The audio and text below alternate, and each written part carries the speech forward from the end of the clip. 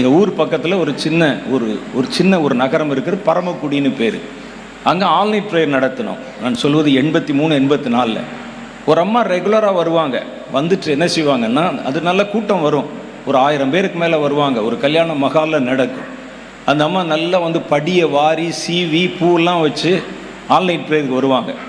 ஜெப நேரத்தில் அந்த அம்மாலாம் என்ன செய்வாங்கன்னா, வச்சுட்டு ஹேர் பின்லாம் கலட்டுவாங்க, பூவெல்லாம் கலட்டி சுருட்டி வைப்பாங்க, தலையை விரித்து போட்டு ஆட ஆரம்பிச்சிருவாங்க.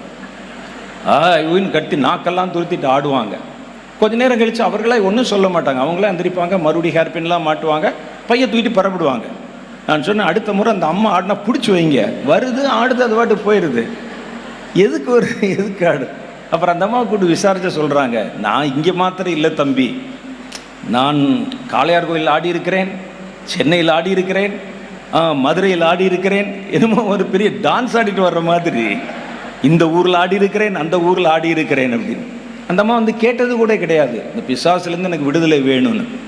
இப்போ அவர்களை அலக்களிக்கும் போது அப்புறம் கடைசியில் ஜெபம் பண்ணினோம், நீங்கள் விடுதலை ஆகணும்னு விரும்புங்கன்னு கேட்டோம். அந்த அம்மாவுக்கு ஒவ்வொரு ஊர்லையும் ஆடிட்டு வர்றதே ஒரு பெருமையாக நினைக்குது. அந்த அம்மா ஆடிட்டு வந்து ஒவ்வொரு ஊழியக்கார நடுவிலும் யாரும் என்னை ஒன்றும் செய்ய முடியாது அப்படின்னு. அப்புறம் கடைசியில் கேட்டு அவர்களை மனம் திரும்ப வைத்து, அதுக்கப்புறம் அந்த அம்மாளிடத்தில் கேட்ட போது, அந்த அம்மாவுக்கு ஜெபம் பண்ண ஆரம்பித்த போதே அவங்கள வந்து 10 பேர் பிடிக்க முடியல, அவ்வளோ அலக்கழித்து. அதுக்கு பிறகு அது கீழே விழுந்து சத்தியம் பண்ணி, நான் இனிமேல் இவளை தொடமாட்டேன் என்று சொல்லி அவளை அந்த அம்மாளை விட்டு வெளியே போனது.